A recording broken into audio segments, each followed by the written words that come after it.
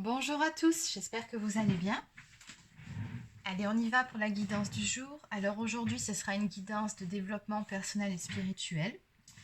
Avant de commencer, pour les personnes qui souhaiteraient une guidance personnalisée ou un soin énergétique, je vous invite à vous rendre directement sur mon site internet pour y trouver les infos telles que les prestations que je propose, les tarifs et éventuellement pour pouvoir réserver. Allez, on commence tout de suite. Alors on va commencer avec une carte du pouvoir du lâcher-prise de Judith Orloff. Allez, on va voir quels sont les conseils pour vous pour aujourd'hui.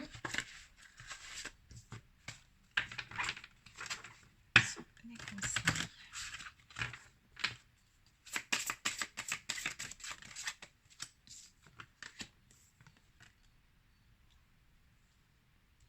Ok. Donc on vous dit ici, on vous conseille de chasser la peur. Arrêtez de ressasser les peurs liées au passé. Vivez le moment présent. Concentrez-vous sur les solutions et célébrez chaque petit pas que vous faites en avant. Et renoncez à l'idée de sauver quelqu'un. Il est temps de vous libérer d'une relation. Vouloir sauver quelqu'un ne fonctionne jamais. Chaque personne doit être responsable de sa propre guérison. Bon. Là, on vous dit qu'il est peut-être temps de sortir du triangle infernal de Karpman. Oui, il faut renoncer à l'idée de vouloir sauver quelqu'un. Il y a peut-être une relation que vous entretenez en ce moment et qui n'est pas bonne ou plus bonne pour vous. Voilà, alors vous essayez tant bien que mal de sauver, entre guillemets, cette personne, mais le problème c'est que cette personne, d'une part, elle n'a pas besoin d'être sauvée par vous, aussi difficile que ça puisse être à entendre, elle peut le faire toute seule et elle doit le faire par elle-même, parce que sinon elle n'apprendrait pas. Et d'autre part, ça vous, comment dire, énergétiquement, ça vous épuise tout ça. C'est que finalement, vous vous battez contre des moulins à vent et ça n'avance pas. Et voilà, finalement, c'est bon ni pour vous ni pour cette personne. Donc, on vous dit ici de renoncer à l'idée de sauver quelqu'un. Chacun est responsable de son propre bonheur. Et l'autre chose, donc, c'était vraiment de chasser la peur pour pouvoir avancer sereinement. Petit pas par petit pas, comme on vous a dit. Rien ne sert de se précipiter. Mais voilà, tirer un trait sur certaines choses du passé ici qui vous retiennent en arrière. Allez, on va prendre une carte de l'oracle thérapeutique de la femme sorcière, donc féminité sacrée.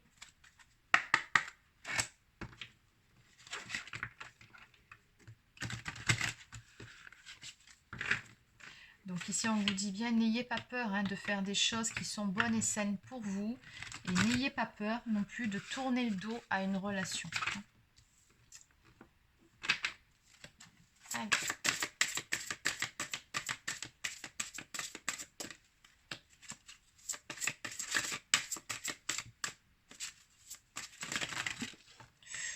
Oula. Bon, ben, il y en aura 3. On va les prendre.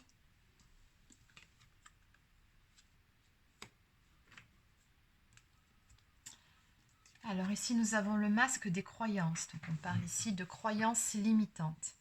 Ne vous enfermez pas dans les limites étouffantes des croyances. Ouvrez-vous aux nouveautés. On vous dit ici de faire preuve d'ouverture d'esprit face à certaines croyances que vous avez et qui ne sont pas toutes bonnes, pas toutes fondées. Et que malheureusement, on a tous en soi. Ça dépend de notre éducation, de pas mal de paramètres. Mais on vous demande ici de faire preuve d'ouverture d'esprit. N'ayez pas peur non plus d'écouter l'opinion des autres. Et ébullition de la colère. Derrière la colère s'exprime souvent une frustration. Et ici, je reprends ma place sans me soucier du jugement des autres. Donc ici, oui.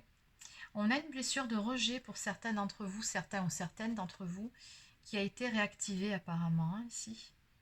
C'est ce qu'on me donne. Donc là, dans ce cas-là, vous avez plutôt tendance, alors deux possibilités quand vous vous sentez rejeté. Soit vous réagissez de suite par la colère, Ça, c'est le premier réflexe de protection. Et le second réflexe, c'est aussi de s'isoler, de se renfermer sur soi, de se mettre dans son cocon pour se protéger parce qu'on souffre, parce qu'on n'est pas bien. Donc ici, visiblement, vous avez un petit travail à faire sur cette blessure de rejet. On va aller voir de plus près le livre, ce qu'il nous donne.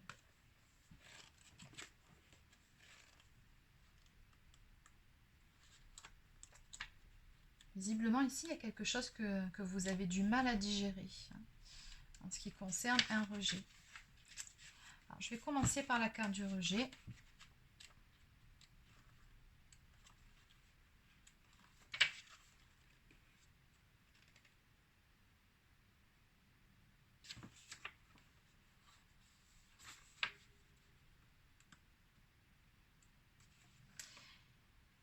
Alors, quelle est votre identité? Au-delà de votre nom, votre prénom et votre place sociale, qui êtes-vous? La construction de l'estime de soi, de vos valeurs et de votre identité ne devrait en aucun cas être dictée ou contrôlée par les autres. De même, vous n'avez aucune nécessité de reconnaissance via votre directeur, votre famille ou votre conjoint si vous êtes dans l'amour de vous-même. Mais voilà, le rejet vécu, soit dès votre procréation, votre naissance ou même durant votre enfance, joue sur votre soif d'être reconnu par les autres et d'être protégé par eux. Être la meilleure, être parfaite, être victime de situations tragiques, tout est possible lorsque l'on souhaite avoir de l'attention. Inconsciemment, votre comportement est adapté pour faire réagir votre environnement. Vous voulez de l'attention, de l'amour et de la tendresse. Et sans vous en rendre compte, en cherchant à obtenir cet amour et cette reconnaissance à l'extérieur, vous vous rejetez inconsciemment.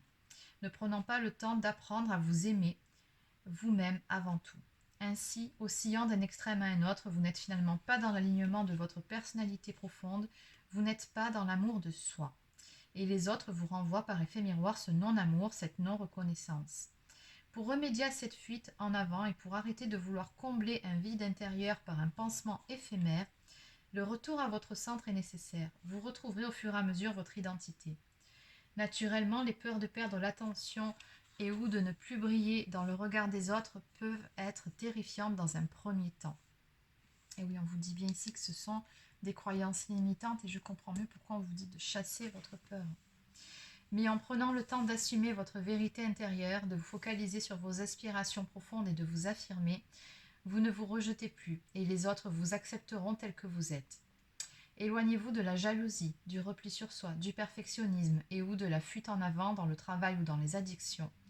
Engagez-vous vis-à-vis de vous-même en vous dédouanant de votre dépendance affective, en renforçant l'amour pour vous-même, en vous mettant en valeur et en étant dans la reconnaissance de l'être exceptionnel et unique que vous êtes. Donc là, oui, on vous conseille vraiment de faire un travail en méditation, notamment sur le chakra solaire. Donc celui-ci, c'est vraiment pour la confiance en soi. Vous pouvez également faire un soin énergétique une fois de temps en temps pour débloquer ce chakra s'il est un peu coincé. On vous dit également que la couleur jaune qui est reliée à ce chakra est parfaite pour reprendre votre pouvoir personnel et ainsi vous éloigner du jugement des autres.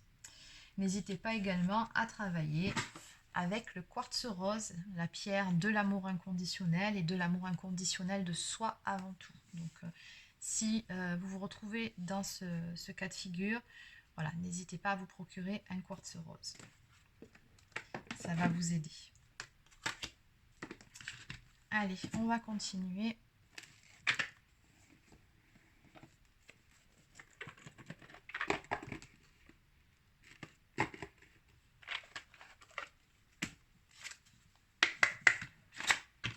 Allez, on va voir maintenant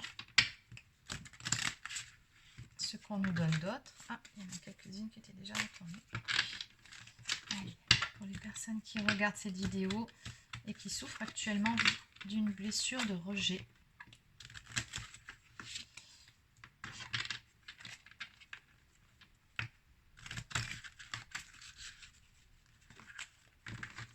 Et c'est pour ça aussi que vous vous placez dans le rôle du sauveur ou de la sauveuse bien souvent. C'est encore une fois pour être reconnu.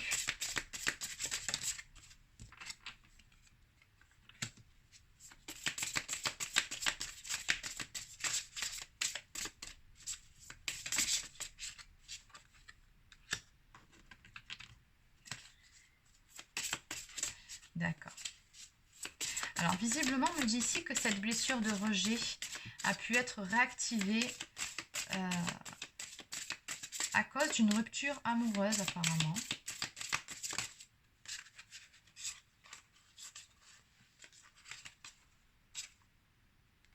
Ah ben oui, regardez.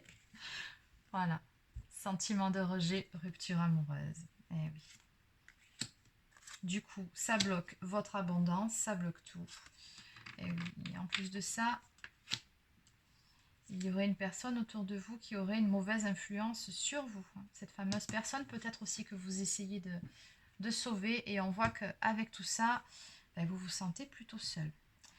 Bon, dans tous les cas, ici, on vous dit d'utiliser la visualisation, la technique de la visualisation pour vous aider.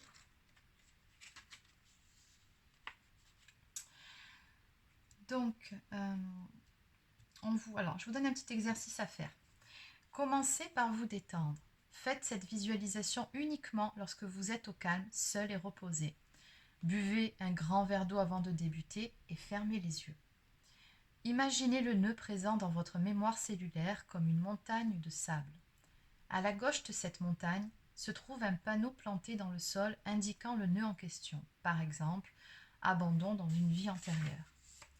Vous décidez de poser l'intention de nettoyer ce nœud et vous commencez à souffler sur la montagne.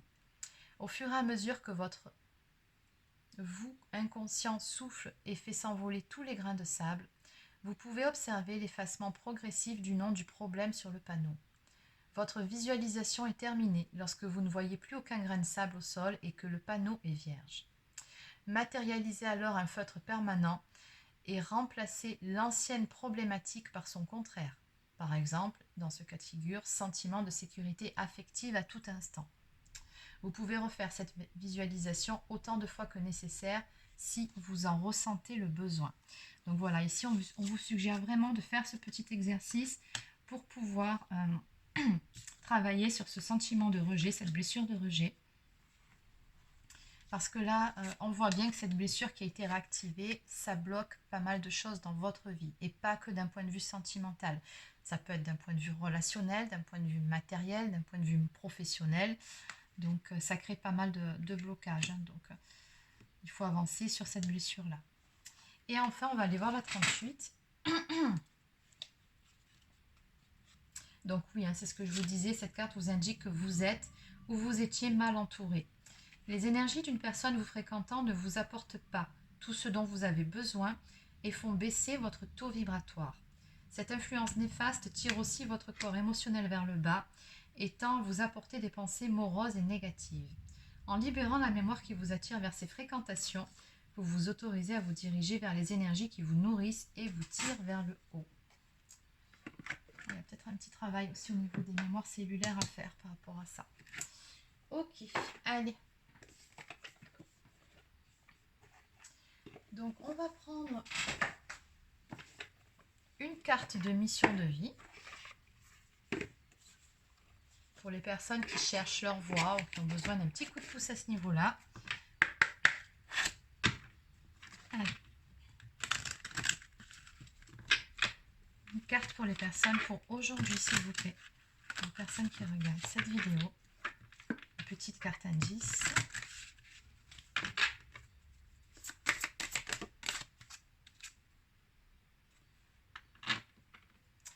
Sur le mois de septembre, ici on me dit, on a une datation qui sort, on me parle du mois de septembre. Donc peut-être que sur le mois de septembre, vous allez vous lancer dans une nouvelle activité ou une formation.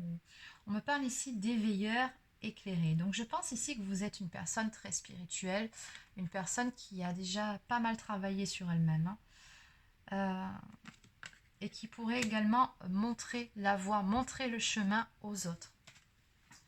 Elle est peut-être là aussi, votre mission de vie. Puis il y a différentes façons après d'aider les autres, de les éclairer sur le bon chemin. Alors on va aller voir. Donc, avec cette carte, elle est là. Tu es une âme qui fait partie de la lignée karmique des éveilleurs éclairés. Tu es une âme qui a de très grandes capacités manuelles. Tu es une âme qui a besoin d'être dans le concret. Et les idées abstraites peuvent t'effrayer. Tu es une âme qui trouve toujours une solution à des situations très compliquées et tu as un lien très fort avec la nature. Tu as une logique qui est très intuitive, mais surtout qui te permet d'être toujours dans la résolution des soucis ou des conflits. Ta mission de vie est d'aider les autres à être plus connectés avec eux-mêmes et avec la Terre. Tu dois sensibiliser les autres à prendre davantage soin d'eux et de l'environnement qui les entoure. Tu es là pour que chaque personne prenne conscience de l'empreinte qu'elle a sur cette planète, mais aussi dans son quotidien. Tu peux le faire de la façon que tu le souhaites, car tu es une personne qui sait faire des compromis et tu sais aider les autres à le faire. Tu es une âme assez solitaire qui a besoin de se retrouver seule et tu as besoin de te retrouver dans des endroits calmes. Tu as un grand besoin de découverte et tu peux avoir de très grands désirs de voyage en évitant les grandes zones touristiques. Donc ici, par rapport à la datation, vos guides vous disent bien que sur ce mois de septembre, il va y avoir de grandes nouvelles qui vont arriver pour vous et pour votre vie professionnelle. Donc ce mois de septembre va te permettre d'être dans un nouvel éclat. Tu vas rayonner car tout ce que tu souhaites va se concrétiser. Si le mois de septembre est encore loin, on n'est pas là, il est juste là, il arrive. Donc on voit bien effectivement, donc c'est ce que je vous disais que j'avais en canalisation, tu as déjà entrepris un très grand travail sur toi, mais tu peux encore accélérer les choses en étant davantage investi et motivé pour ta vie professionnelle. Ok, le message est passé. Allez, on va terminer avec une carte du petit oracle victorien.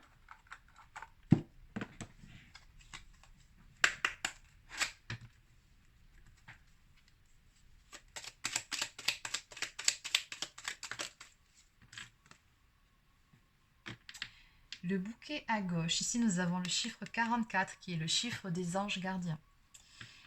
Si d'une voix ou d'un choix tu ne te reconnais pas, si tu es en désaccord avec ce que l'on attend de toi, affirme-toi sans craindre ce que l'on penserait de toi. Encore une fois, vous voyez, même cette carte ici, elle vous invite vraiment à ne plus, d'une part, vous trahir, d'autre part, vous rejeter. Priorisez-vous, soyez à l'écoute de vous-même, de vos propres besoins, soyez fidèle à vos croyances également, à vos valeurs surtout, parce que les croyances, ça dépend. On a croyances et croyances. Les croyances limitantes, par contre, voilà, c'est encore une autre histoire.